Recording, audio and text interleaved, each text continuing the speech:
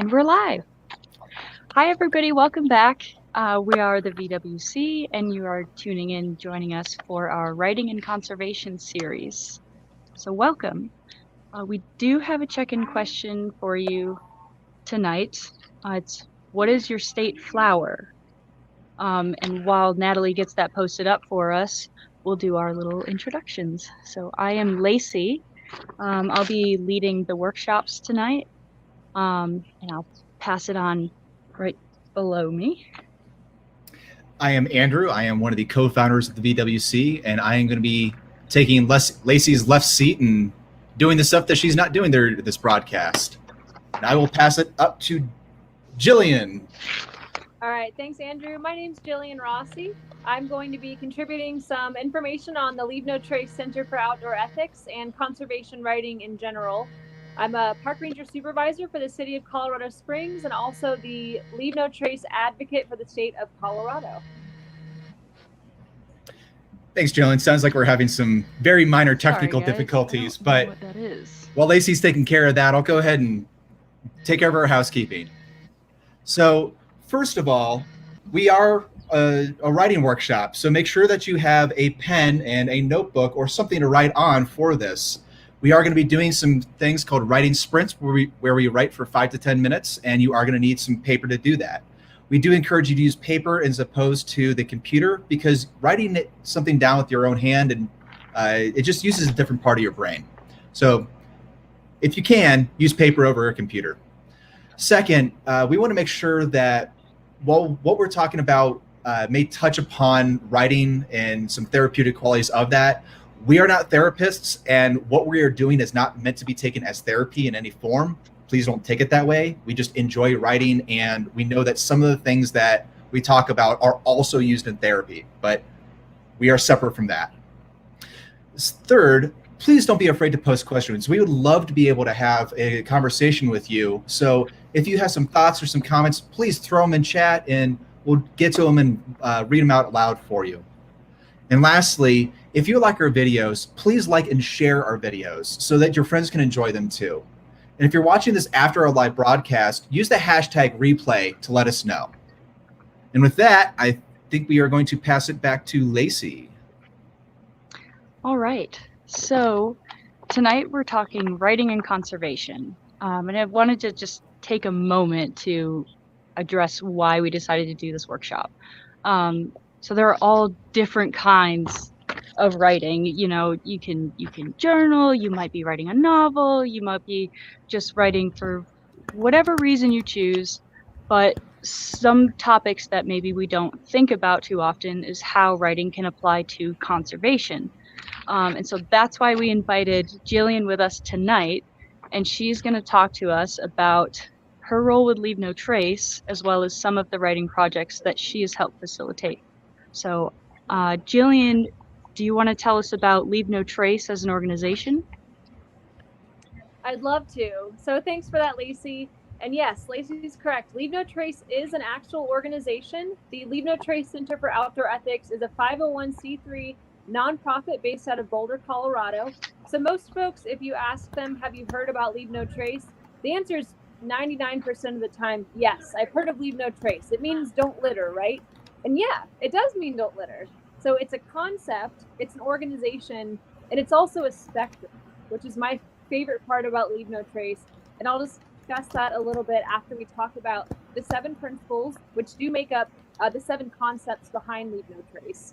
And we'll go through each of those pretty briefly during this workshop. And the goal for this, for me, for you guys, is for you to have attended an official Leave No Trace awareness workshop. So by the end of this video, you'll be able to get a certificate just showing that you've taken the time out of your day to learn a little bit more about Leave No Trace and what it means besides, you know, not littering. It's actually an organization based out of Colorado that covers the entire planet, which is pretty exciting. And Lacey, do you want me to go ahead and start covering a couple of the first principles?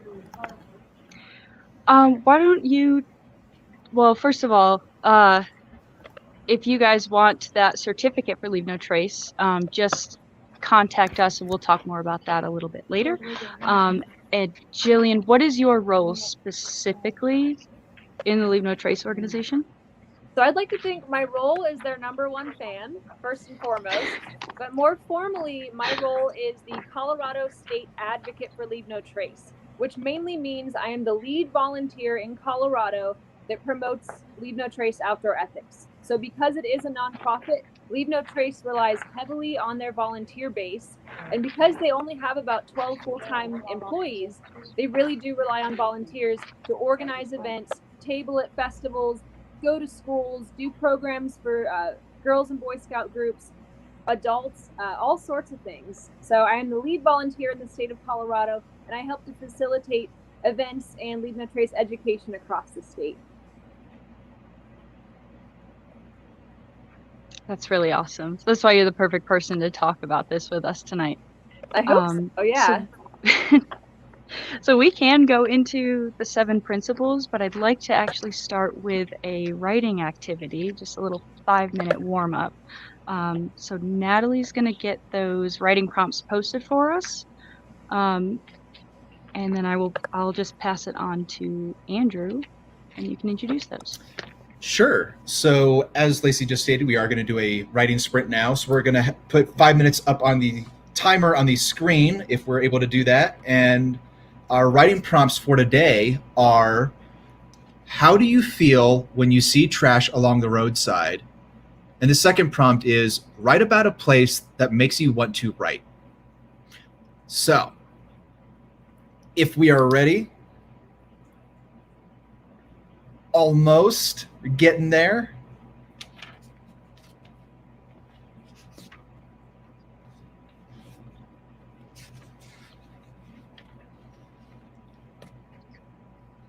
Michelle checked in with us. Hi, Michelle. And Yes, she did.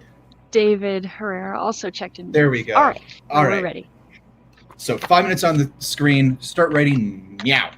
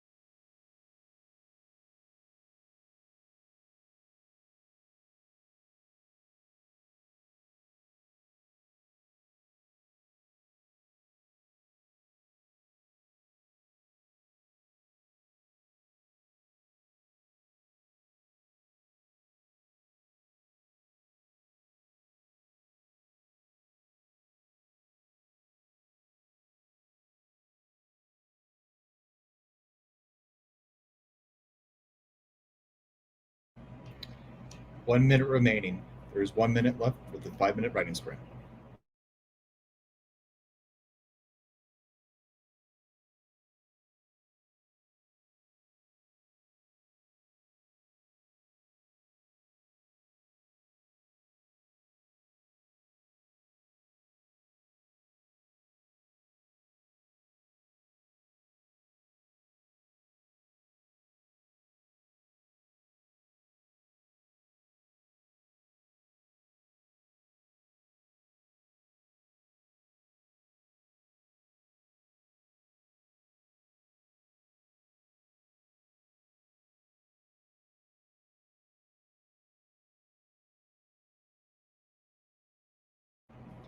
About 10 seconds left. Go ahead and finish up your sentence and dot your I's and cross your T's and add any punctuation you may feel is necessary or not. Whatever. It's all optional, really.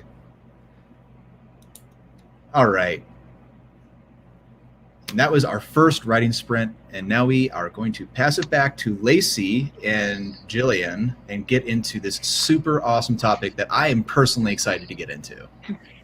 Yeah. So I really quick, sorry I forgot you guys. I wanted to mention I am at Red Rock Canyon Open Space right now, and we selected this location because number one, it's one of Colorado Springs' coolest parks.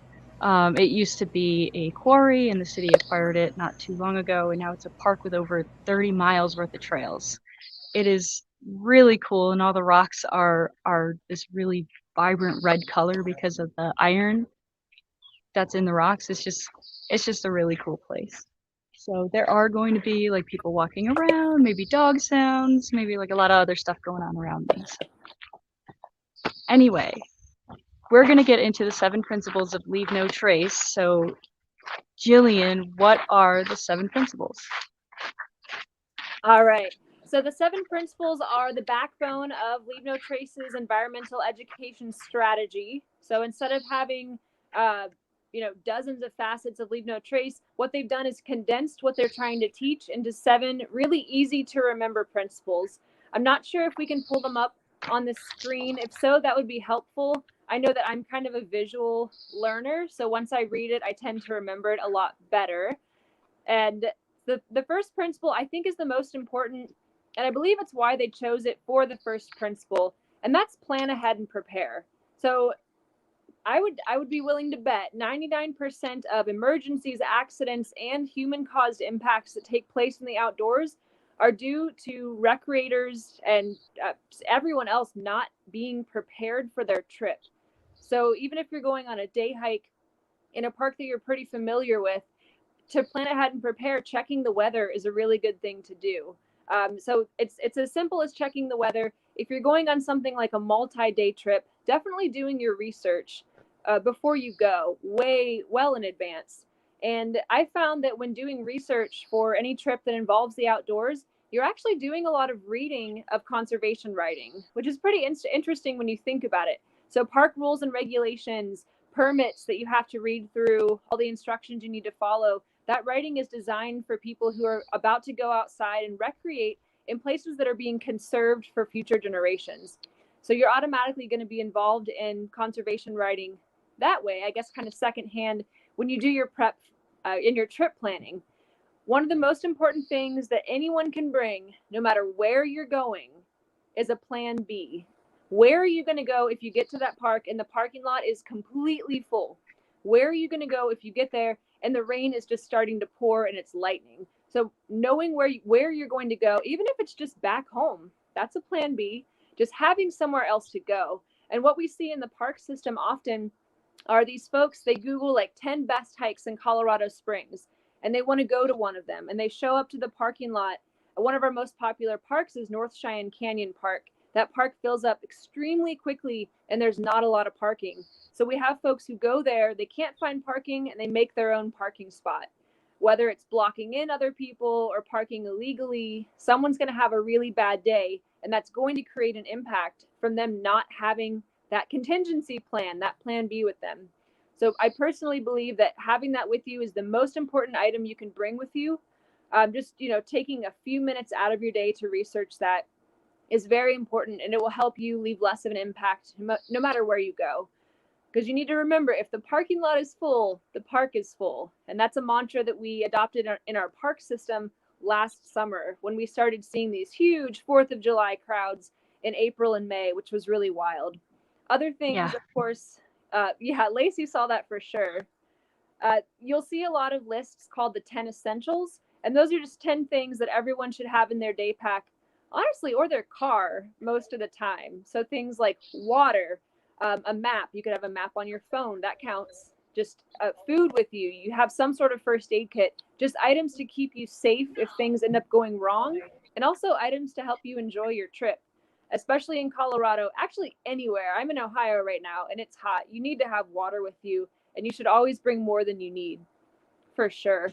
So plan ahead and prepare, easily the most important principle, but the rest also aid and leave no trace. And the second is travel and camp on durable surfaces.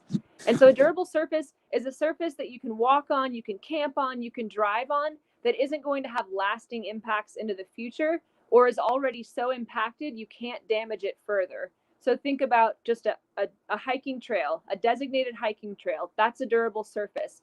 Water is a durable surface. So when you're rafting and canoeing and kayaking, you're on a durable surface. Things that aren't so durable are muddy areas along the trail. So those are non-durable surfaces. A field of wildflowers would be considered non-durable because walking or driving or biking on that is going to have lasting impacts into the future. Some more examples, because this is honestly one of the harder things for some folks to grasp when it comes to what is a durable surface. Ice is a durable surface. So walking and driving and hiking on ice isn't going to have that lasting impact into the future unless you're in some of our fragile ecosystems of like glaciers or areas of that nature. Tundras are pretty, they're also considered non-durable. So they have these really tiny alpine wildflowers, and stepping on those could have lasting impacts into the future. In Colorado, and actually in most of Utah, you have that cryptobiotic soil. It's that living soil. It kind of looks like this is gross. It kind of looks like a scab on the ground, but that's living soil. And one footprint, you can destroy billions of these little microscopic bacteria that have their own ecosystem and provide services to the environment around them. So making sure that you're always staying on trail is easily the most important and also the easiest, I think, to follow. Having a map with you so you know that you are on a designated trail and not going off onto a rogue or social trail. They're called a bevy of names. So rogue trail, social trail, undesignated trail. Those are all trails that you should really avoid if you're trying to stick to those durable surfaces. When you're camping, the rule of thumb is the best campsites are found, not made. So try to camp somewhere that's already impacted. Don't impact a pristine area just to have that experience, but try to find somewhere that's already been impacted so you're not creating another area of impact. And those are the basics when it comes to travel and camp on durable surfaces. They also suggest that this is a fun term, that you fluff your duff after you go camping. And that's where once you've packed away your tent, you kind of zhuzh the grass or the pine needles or the leaves or whatever you were camping on, to bring all that back up to snuff and help aerate the soil, or honestly just leave the place looking better than you found it, is the principle behind fluff your duff. And the third principle is dispose of waste properly. And this kind of goes in two different directions. It goes into the direction of regular litter. So anything that you, pack it in, pack it out. You're going into a park, your granola bar wrappers, definitely dog poop. That's something that can't stay in the environment. It has really unhealthy bacteria in it. And it is not like deer poop or bear poop or coyote poop that is going to break down and ultimately benefit the environment. Dog poop is detrimental. It can poison water reservoirs. We have a really popular reservoir in Colorado Springs. Its nickname is Doggy Beach, so we do allow dogs to swim in it. But it could easily be shut down if too many folks are letting their dogs poop in or near the water and not cleaning up after them. So that's something we want to keep out of the ecosystem. And with principle 3, you need to think about disposing of human waste properly. So poop is a taboo subject. People don't like talking about it. But what happens is if you don't talk about it before you go on a backpacking trip or even a long day hike, I mean, when you've got to go, you've got to go. So you really need to have that plan for how you're going to poop in the woods. Are you digging a cat hole? If so, is it 6 to 8 inches deep? Do you have a shovel with you to dig that cat hole, or a trowel? They're actually all 6 to 8 inches long, which is pretty convenient. It's kind of a measuring tool and a digging device. If you're going to pack it out, do you have a WAG bag with you? Waste alleviation gel is what WAG stands for. Are you willing to pack it out? Are you willing to have the poop talk with everyone else that you're traveling with, especially if you're on a rafting trip? It's really not great to just go on the shore and run back in the boat. You should really be packing it out in, I guess you could call it a poop tube. It's like a PVC pipe that has a nozzle on one end and you unscrew the other end, and that's how you carry out your human waste. So just thinking about that and having that kind of uncomfortable talk with your hiking party really does benefit the ecosystem in the long run. We also have go on. Sorry, I do want to say Michelle posted this comment as soon as you said the poop is a taboo subject. It's true. A lot of people get uncomfortable talking about it, but it's very important to address it. Gotta have a plan. Yeah, because if you don't talk about it, I guarantee you, not everyone knows how to poop in the woods. And those are the folks who, I mean, just because of ignorance or uncomfortableness, they're leaving behind their human waste right on top of the soil, putting that toilet paper flour right on top of that, and just creating a negative experience for everyone else who's coming up behind them. It's also not great for animals to get into that. Just think about it. If dog waste is that unhealthy, our waste is much worse than that. Just for, we eat a lot of preservatives, and our poop is not fertilizer. Although when I was watching the movie, I think it was with Matt Damon, he ends up on Mars. He does end up using human waste as fertilizer, but I think he said he had to science it and figure it out. But that is a tangent that kind of goes along with dispose of waste properly. We also need to watch out for what we call the last acceptable forms of litter. So these are things like cigarette butts and chewing gum.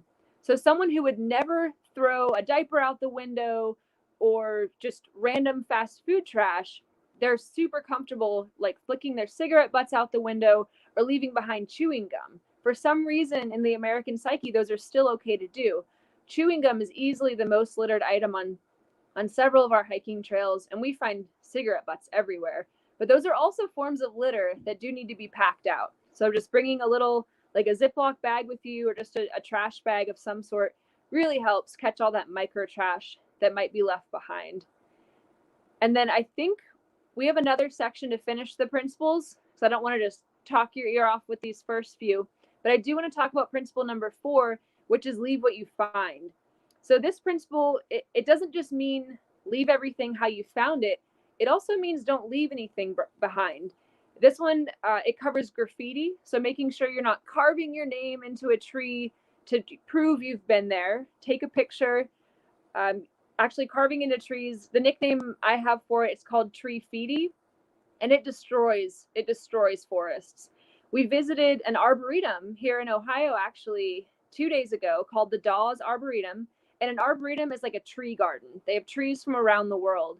And as soon as we walked in, we started walking down one of the trails. They had these beautiful American birch trees. And, they have that smooth, silky wood. Some of the layers peel off like paper. But it kind of broke my heart walking down the trail because some of the trees that were easy for people to access, just their entire trunk all the way around, as far up as a person could reach, was covered in tree feety. Names carved in, dates, all sorts of stuff. And those trees were easily the most unhealthy trees in the entire arboretum because folks had basically carved into their skin. And whenever you carve into a tree, you're letting in all sorts of toxins and bacteria, which is exactly what their bark is designed to keep out. So you're carving into them and letting those toxins in, and that tree is not going to be as healthy or live as long as the trees that we're not carving into. So thinking about that, principle 4, don't take anything with you. I know it's really tempting to do natural souvenirs. I went to Gettysburg once with my family on a summer vacation, and my dad's an artist, and he wanted me to bring him back a rock from Gettysburg for this statue he was going to do. I didn't think twice about it. I brought him home a rock from Gettysburg.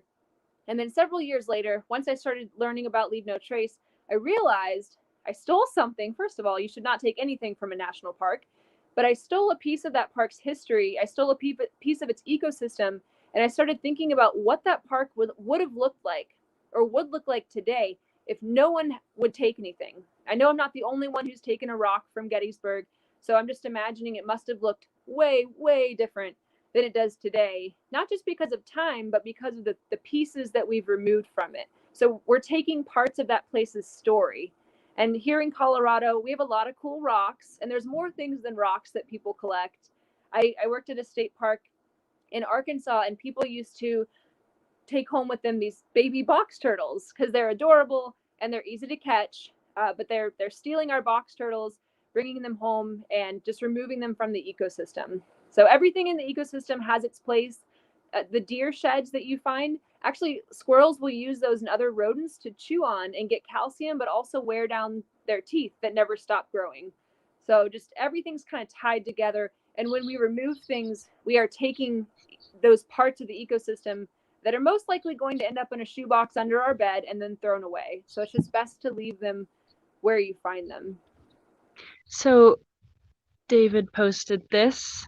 He said, "Thank you for your honesty." And that's important. It's just to show compassion towards other people when you're trying to spread the word of Leave No Trace. Would you agree, Gillian? Oh, It's absolutely. And this is something that I love about Leave No Trace. No one is perfect. Leave No Trace is not rules, it's not regulations, it's a spectrum, and everyone falls somewhere else on the spectrum. So our goal is to move people towards the direction of responsible recreation, but not everyone's going to be just like the epitome of Leave No Trace. There's wiggle room in there, and as long as you're starting to make the right choices or move in that positive direction, you're doing a great job. Yeah. So why don't we move into our next writing sprint? We'll take a pause on discussing the principles and we'll come back to that. Okay, and Andrew, you're muted. If you want to read those prompts for us. All right. Well, now that I'm unmuted, because apparently I don't know how that works, and as Lacey It gets our happens. 10-minute timer up on the screen, I'll read off the next prompts. So, our first prompt is write about a time when you saw something so messy you had to clean it up. And the second prompt is write about one of the 7 principles of Leave No Trace that we've discussed so far. And so now that we have our timer up on the screen, let's go ahead and start it and write.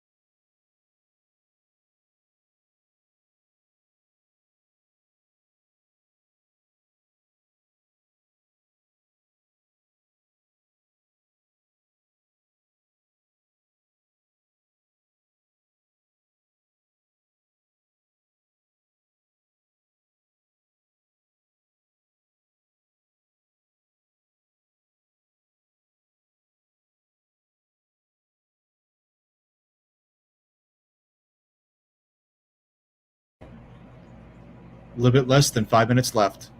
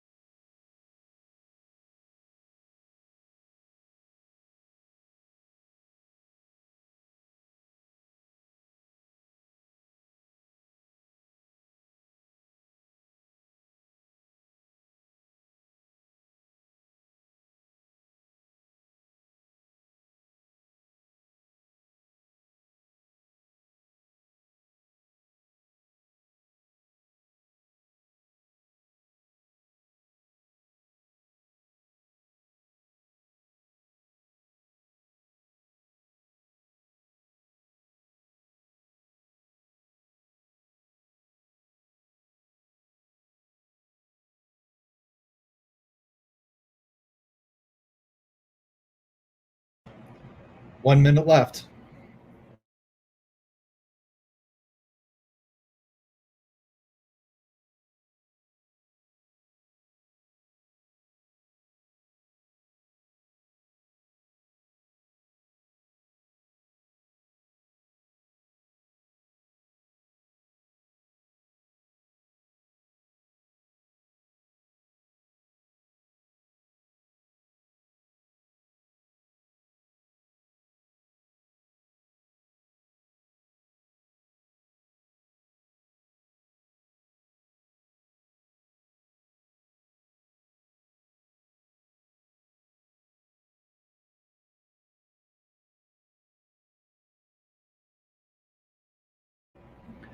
There's about 15 seconds left, so go ahead and finish up with your sentence.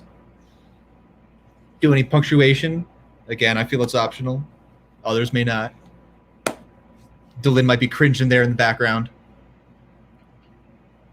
She knows how I feel about commas. Use them wherever. Just sprinkle them. It's fine.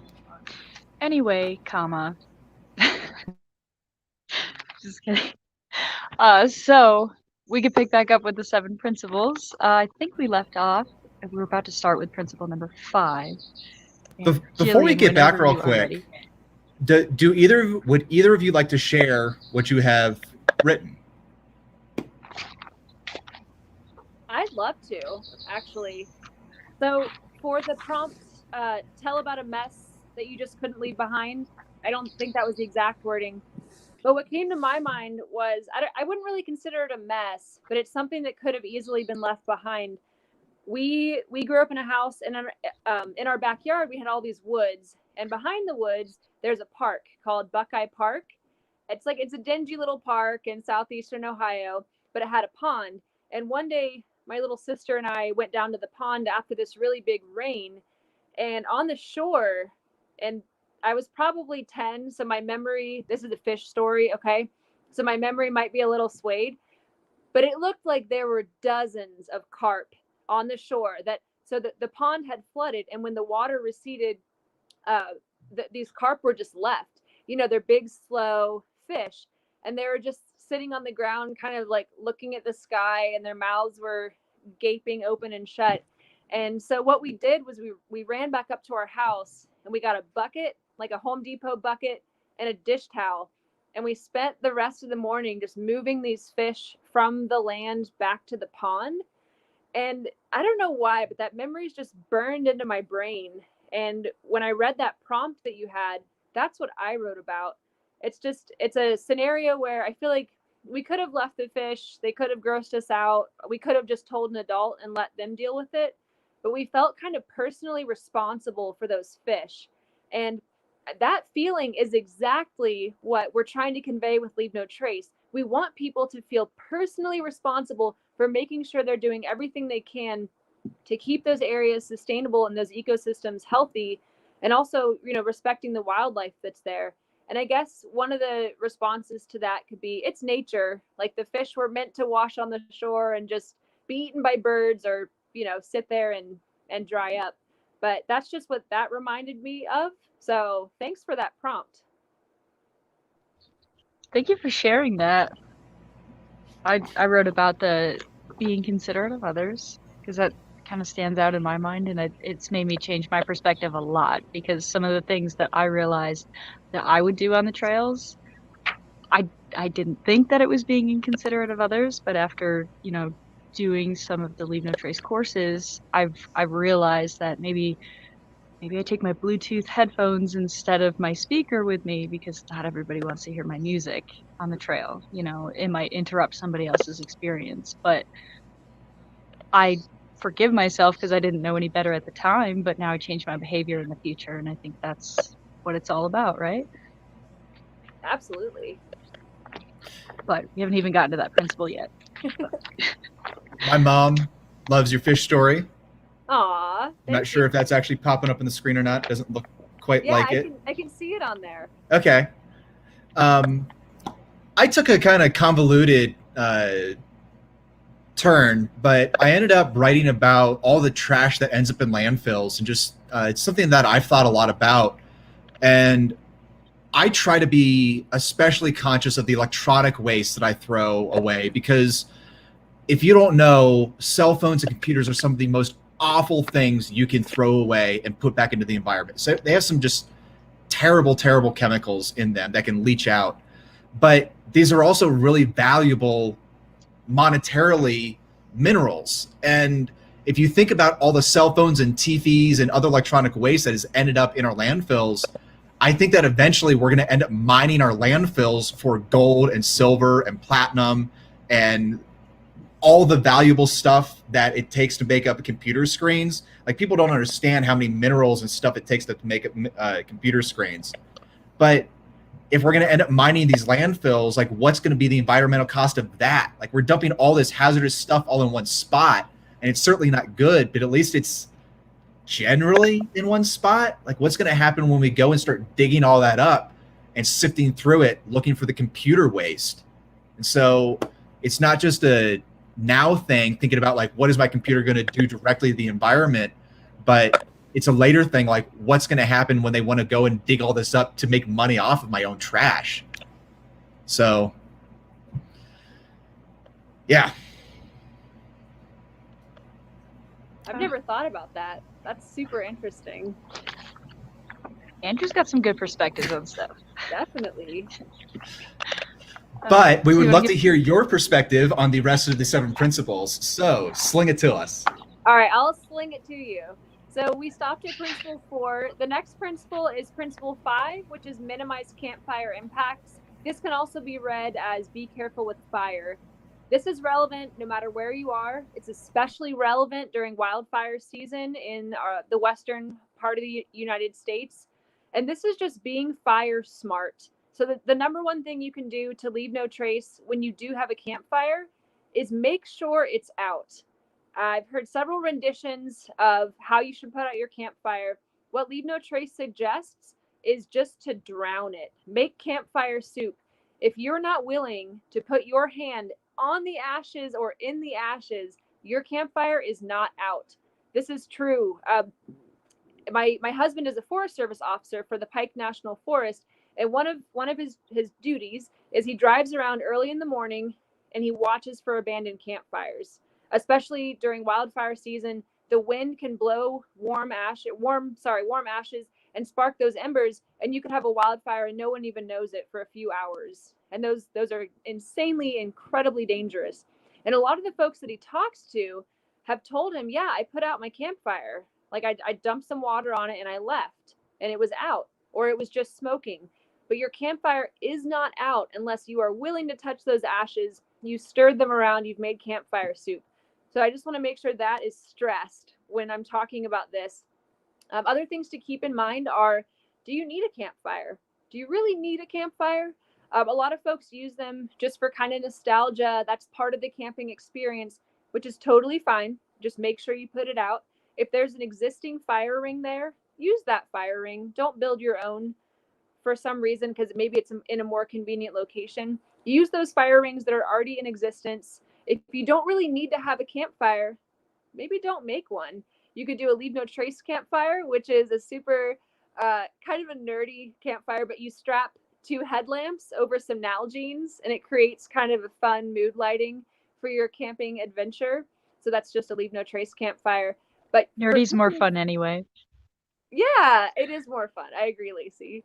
You could also just use a camp stove. So those little jet boil machines that you could get where you use the propane, it heats up your food really fast and you turn it off. They also make their fire rings that are operated with propane, so you can turn it off and turn it on. And oftentimes when you can't have an actual campfire in the national forest, you can have a campfire using those fire rings that they do have the on and off switch, because you can control them extremely easily. It's hard to control a natural or a campfire or a natural fire. Harder to control, I should say. So being careful with fire and minimizing those impacts is extremely important. Remembering that you really shouldn't be burning your trash in the campfire and releasing whatever you're burning into the atmosphere. I know it disappears physically, or at least visibly, but really it's not great for the ecosystem that you're in and for keeping that area sustainable. So any trash, still pack it in, pack it out. Avoid spraying things like bug spray on your fire to make it bigger.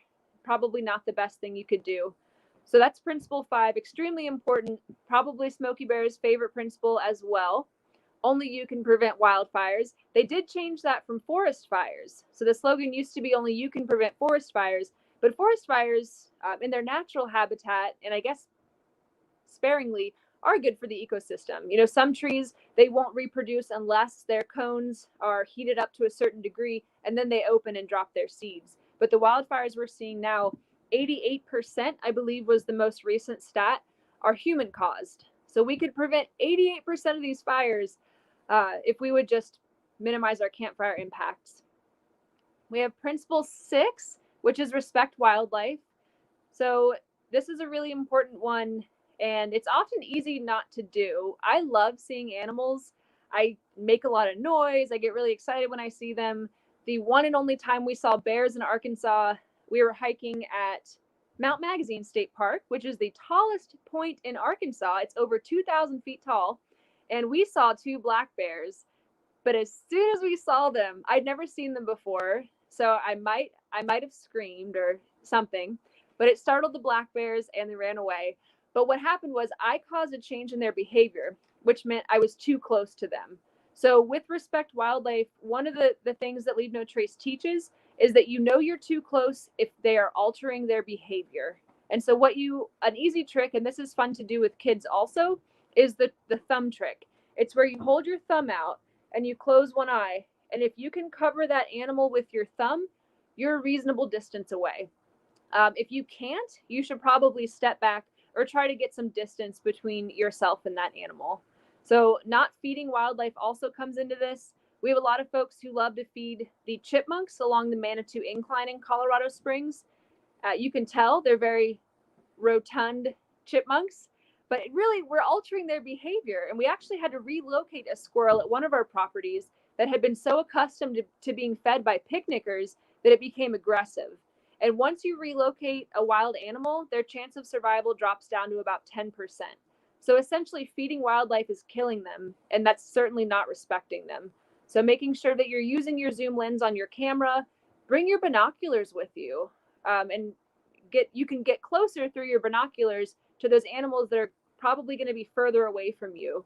Like elk, we have bighorn sheep, the sheep on Pikes Peak America's Mountain, definitely. You can get some great views through binoculars. So Respect Wildlife is a really important one because we're on their habitat for the most part. In our parks and open spaces, we have designated trails that go through their home, but that's their home. And so we really do need to protect them and respect them when we're playing outside.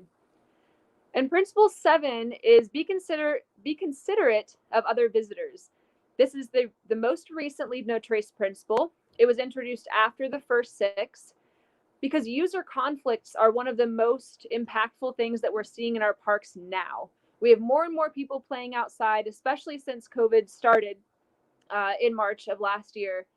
And what we're noticing is a lot of these, it's great that they're outside. We want people to play outside. And that's how you get connected to the natural environment, is by being in it. But what's happening is these folks don't know how to play outside. They don't know what they should be doing. And so if we have our locals and our ultra users setting really good examples, then those newcomers are going to follow those examples. So remembering you are a role model.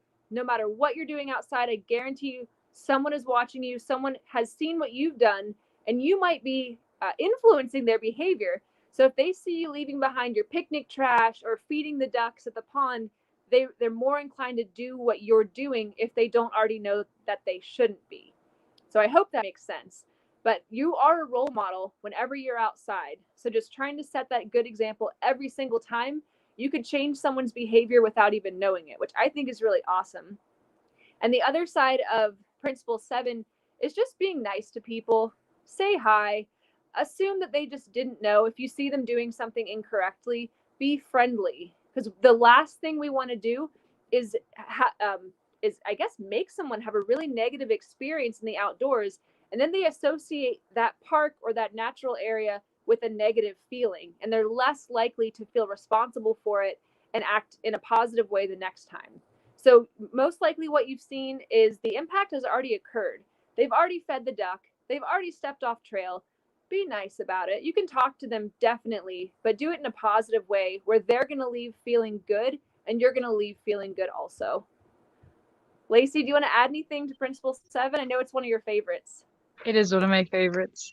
I do think you said that plan ahead and prepare is one of the principles that you think is the most important. Yes. I think it's sandwiched with the last principle, one of the most important ones, because just being able to make contact with someone and give a correction is a really difficult thing to do without putting someone on the defensive.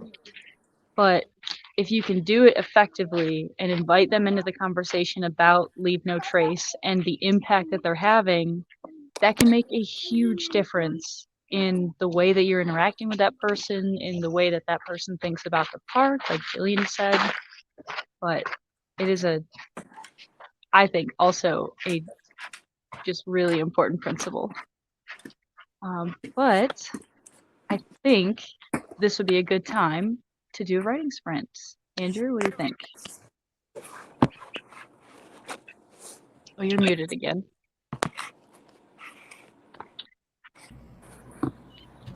It's okay. Yeah. All right. So our third set of writing sprints, which is again, we're going to have another 10-minute writing sprint. Our first prompt is, what is your favorite time to be outside and why is it special to you? Or write about another one of the 7 principles of Leave No Trace. So Natalie's going to get our 10-minute counter back on the clock and we will get to sprinting. All right. Let's go ahead and start it, and 10 minutes starts now.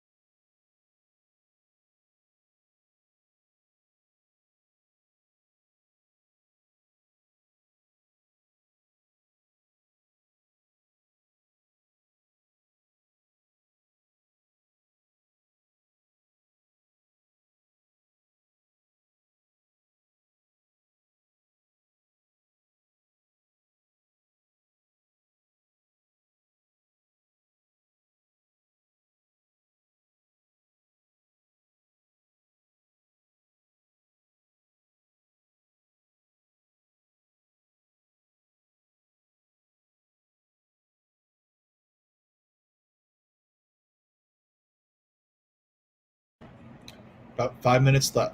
Halfway done.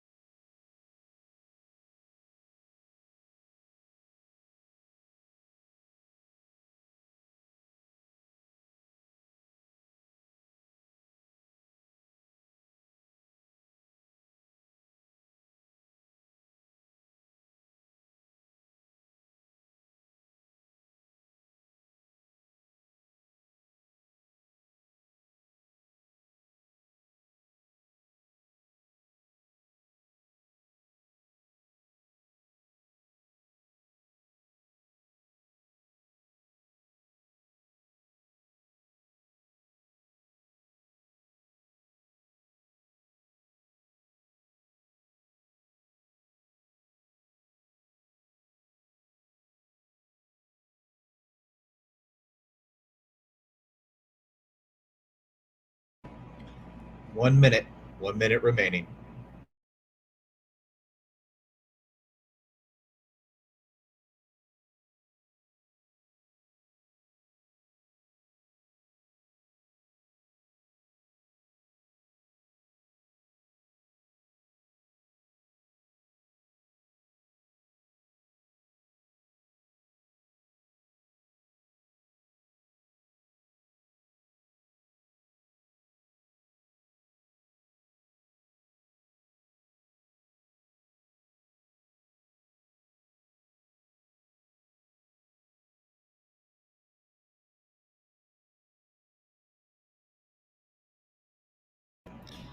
All right, got about 15 seconds left. Go ahead and finish up what you're writing, and we'll get back to this and fishing on up.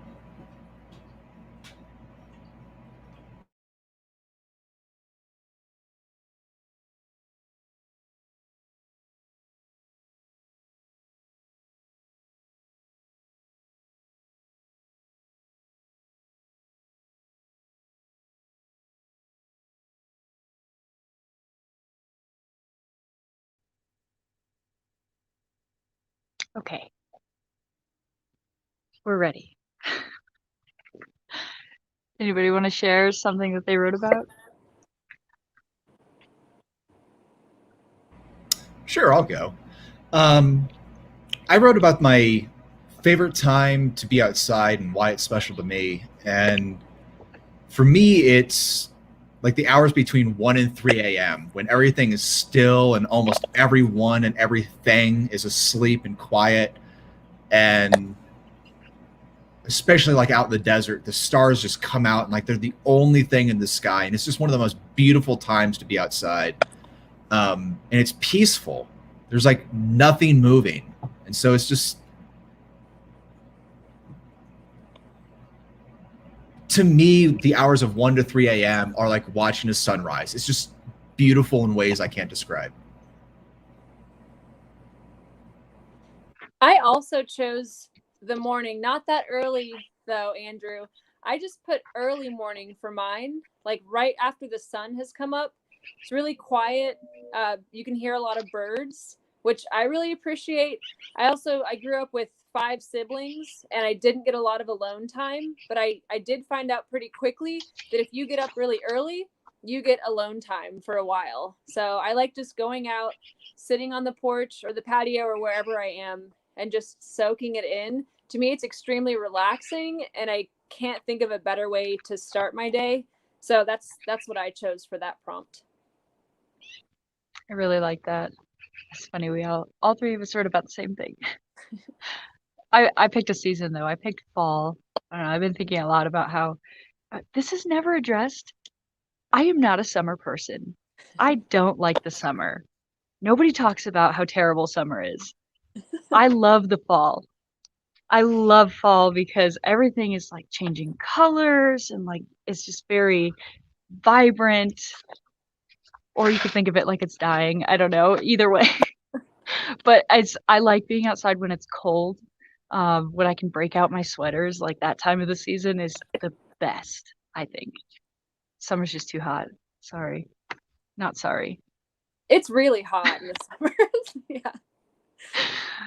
I love it. I would rather be hot and just dripping sweat than being cold. I can't even describe how much I loathe being cold. So I remember getting back from deployment, it would be like 70 or 80 degrees outside, and I'd still have to wear a hoodie because I would still be cold. So I love the heat. That's fair. But counterpoint, I can put more layers on if I'm cold. I cannot take my skin off. Okay?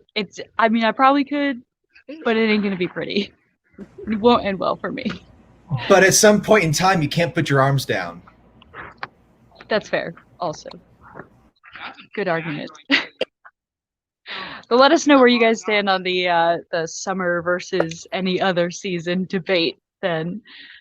But in the meantime, we'll get back to talking with Gillian about how you incorporate writing into your position in conservation. All right, excellent. Oh, do you want me to go ahead? Yeah, go ahead. Sorry. Okay. I was going to mute. So in the field of park rangers or park interpreters, so originally I started my career in natural resources as a state park interpreter for Arkansas state parks. What I quickly realized is there's a lot of writing in this field, quite a bit more than I assumed, but I love it. I love being able to be that bridge between people and the environment via writing. So part of what we do now within our department is we have a column in our local newspaper. It's called Ranger Ramblings.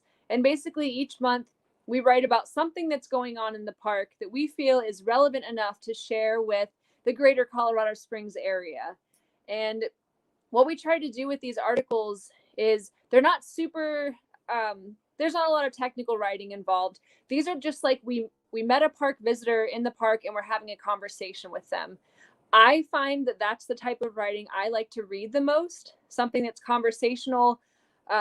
It's pretty basic. There's not a lot of, giant words that I'm not sure what they're talking about, or acronyms. So we always make sure that we spell out the acronyms when we're writing. There's so many acronyms in probably every field, certainly in the military. So making sure that we are communicating with folks, because a lot of times people just, they're either embarrassed or shy, or they don't want to ask you if they are confused about what you're talking about. So making sure you're talking in a way that you're pretty confident they can understand what you're saying. But the Ranger Ramblings article is something that we just asked the Gazette, can we write a monthly column for you guys and talk about what's going on in our park system? And they said yes. And there's definitely a market for that. People want to know what's going on. They want to know what animals they're seeing.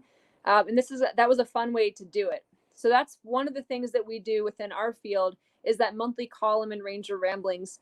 Something we do that's a little more structured, I would say, is we do write the park rules and regulations. So we put them in a format that's easy to read, it's easy to understand. We try to include the why, which we find is way more important than writing down the rule, is writing down the reasoning behind the rule. Why do I need to have my dog on a leash? One of our most frequent interactions that we have with park visitors, well, it's mainly for safety. And so when you start talking about the safety of their dog, themselves, other park visitors, that puts it in a little more context for them. It's not just us who, park rangers that don't like dogs or something like that. There's a lot of safety and reasoning behind it. So with that, we also keep it basic. It's to the point. We explain the why and we move on. So we have that language on our website. If you look at our park brochures that we have available, that's also, I would consider it conservation writing. We're writing to keep our park visitors safe, but equally importantly, we're writing to keep our parks safe, so that our wildlife that are in the parks, our plant life. So it's all about safety. And you could break it down to visitor safety and ecosystem safety when it comes to keeping our parks sustainable. So those are two things we're working on.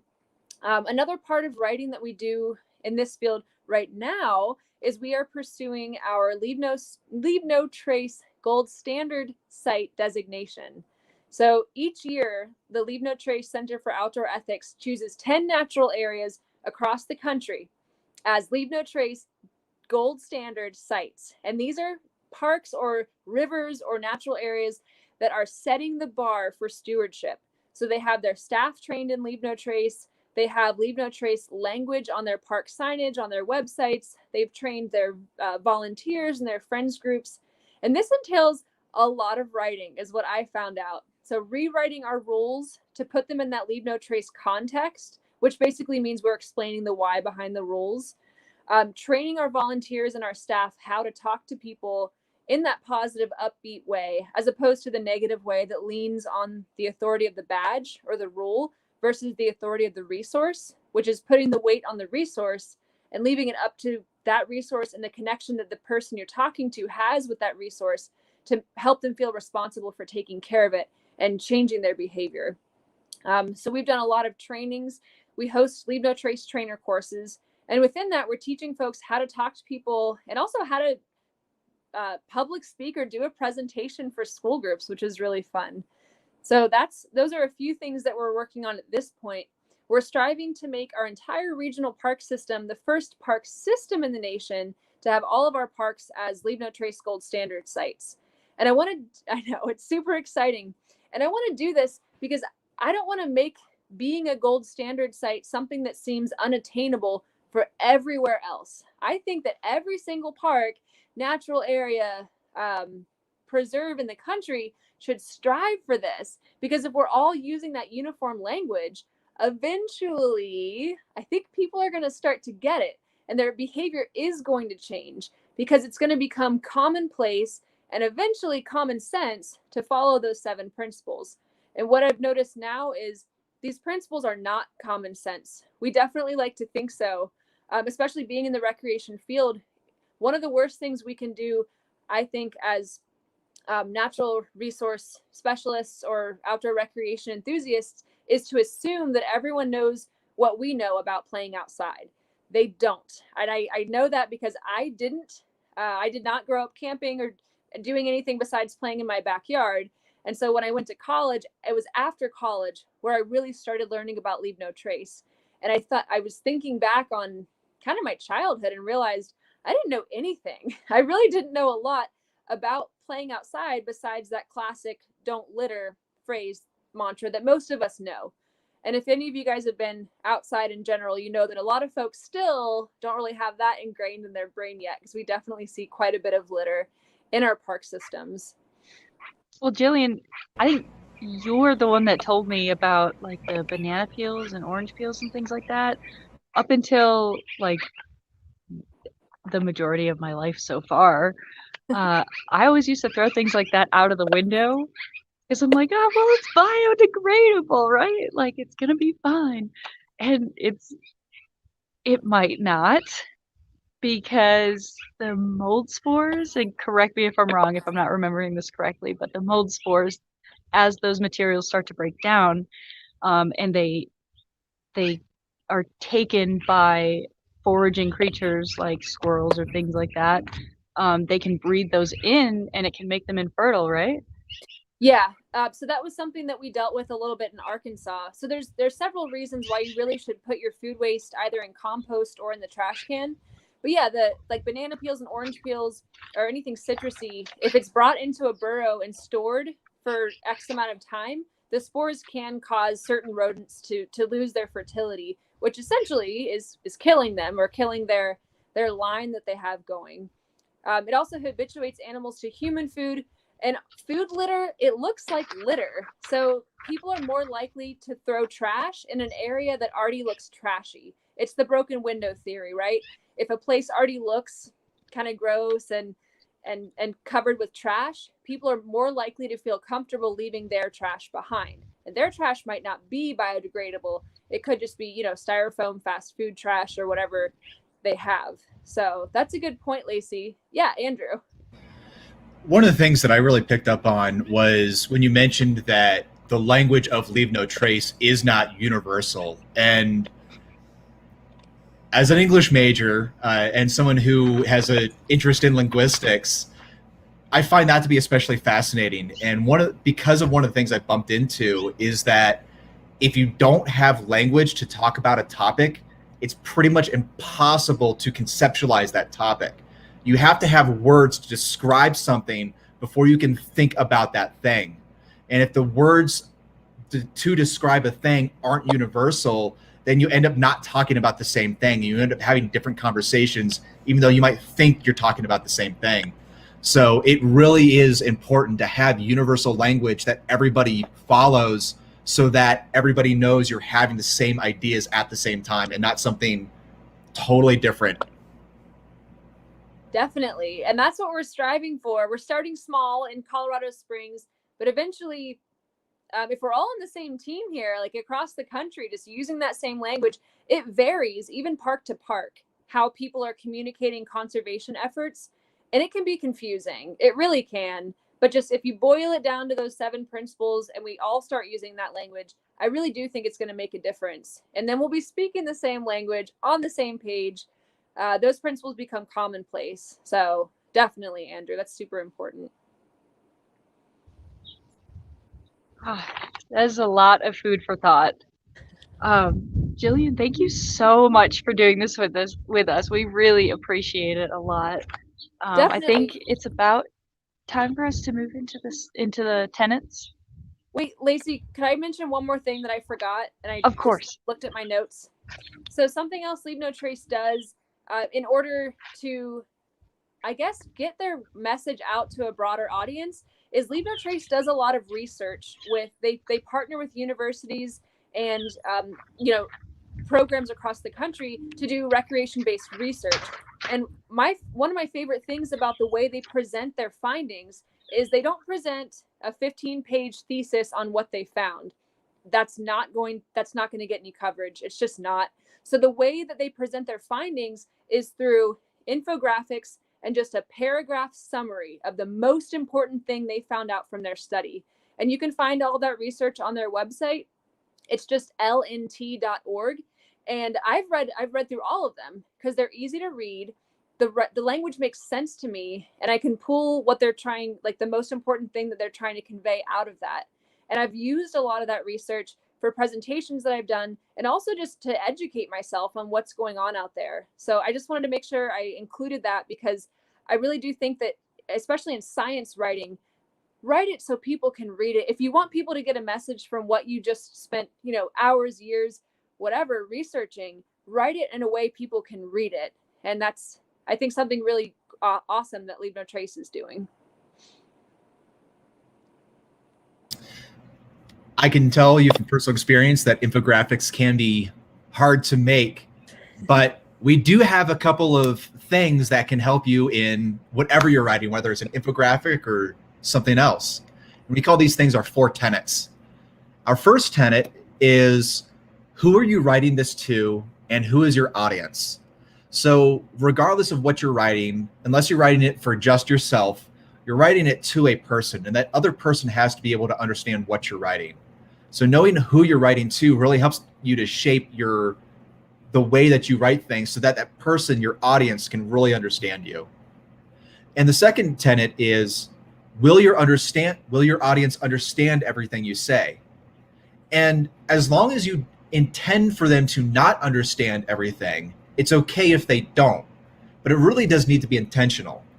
And so if you stop and you think about not just who your audience is, but are they going to understand what you're talking about, it again helps you shape what you're going to say.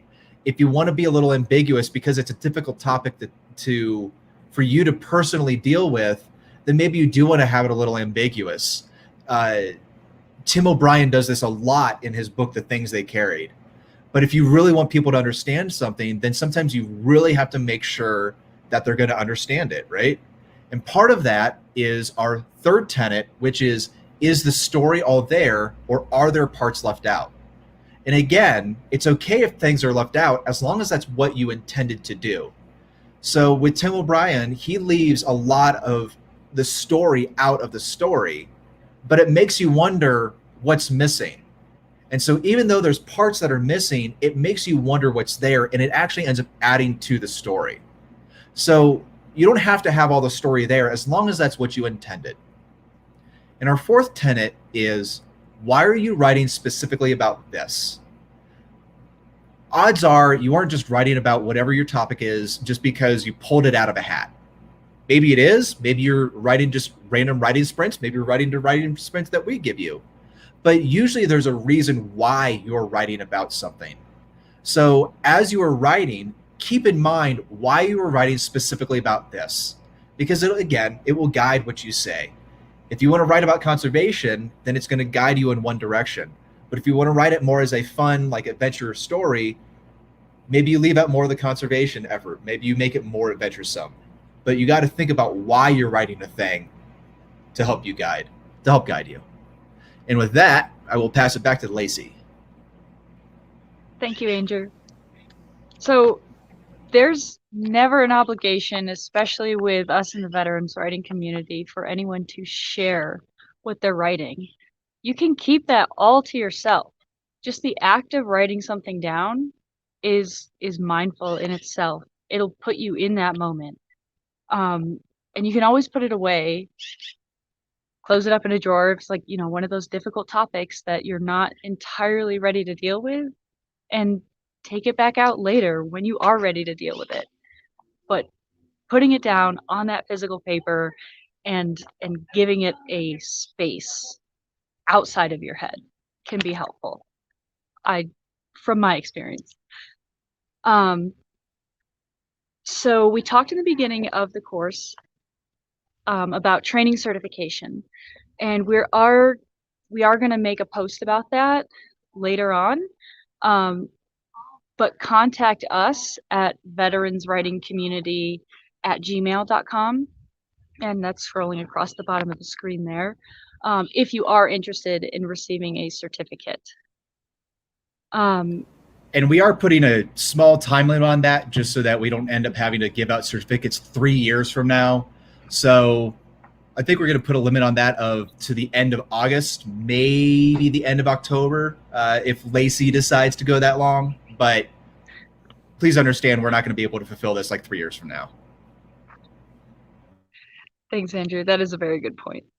But so with your writing, so we like to say everyone has a story, and every story is worth telling. So why not let us help you tell your story? So if you are interested in sharing any of your writing with us at the Veterans Writing Community, contact us again through that same email. You can also contact us over Facebook and any of our social media accounts. Like and share this video if you enjoyed this tonight. If you engage in the conversation at all, please continue interacting with us. We really love it. It keeps us going. So like and subscribe, tell your friends, and if you are watching this later, hit that hashtag replay. And then we have a couple of after activities, and I will let Andrew tell you about those. If you're ready, Andrew. I'm not muted this time. All right. So normally we like to encourage you to go off and do another 20-minute writing sprint as a follow-up to our workshop. And we still want to encourage you to do that. But with this focus on conservation for this month, we would encourage some other things as well. And so if you don't want to go and do a 20-minute writing sprint, here's some other things you might think about doing. Maybe you can go for a short walk this week with a trash bag and some gloves, maybe a little trash picker if you have one, and just go for a short walk and pick up trash around your neighborhood. Please do visit lnt.org, that's lnt.org, for more information about the Leave No Trace program and some local conservation for more information. Another idea we had is maybe you can go and contact your local zoo and see if there's any conservation efforts that you might be able to do through them or that they're aware of. And of course, email us and if you're interested in getting a Leave No Trace certification, and we will be working with that shortly. So that is all I have. Same here. Gillian, do you have any last comments you want to add? Well, thanks so much for having me. Talking about Leave No Trace is my favorite thing. I don't say that just in jest. I'm serious. I love talking about it. So thanks for, I'd love to do this again with you guys. And if you guys have any stories or questions, you can always email me at coadvocate@lnt.org. That's my email address. And I'd love to help you find places to volunteer within the state or the city or wherever you are and just connect you to more outdoor ethics resources. That's awesome. Thank you so much, Gillian, again. Yeah. Really Definitely. appreciate you coming on with us. This is amazing. It was awesome. Thank you. All right. And thanks everybody for watching, and hope you have a good night. Bye. Take care. See y'all.